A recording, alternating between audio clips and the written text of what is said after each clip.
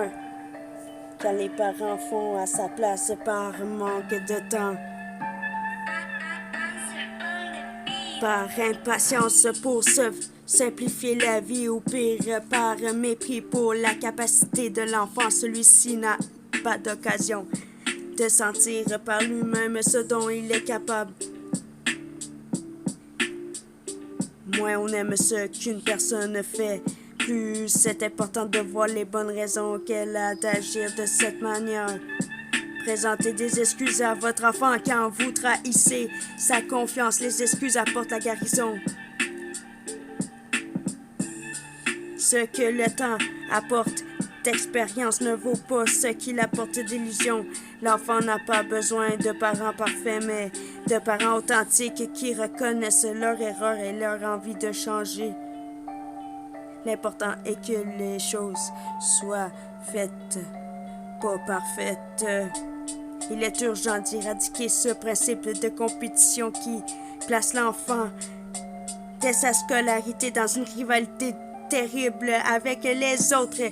Lui laisse croire que s'il n'est pas le meilleur, il va rater sa vie.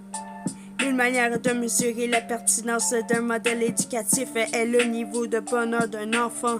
L'amour n'est pas une récompense, mais un carburant pour nos enfants. Le jeu est une activité sérieuse. Ce ne sont pas les grands discours de morale des parents qui transforment la valeur de l'enfant, mais ce qu'ils font. L'éducation consiste à comprendre l'enfant tel qu'il est, sans lui imposer l'image de ce qu'on nous pensons qu'il devrait être.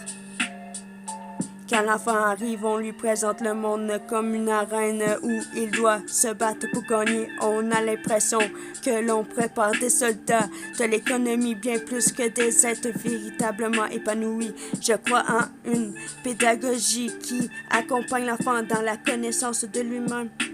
Quand les enfants ne sont pas élevés dans la compétition, la rivalité, la performance, la culte de la meilleure note, la volonté d'être le premier, d'être le plus fort, ils accueillent la reconnaissent leurs propres qualités et leurs propres défauts ainsi que ceux des autres avec sincérité et indulgence.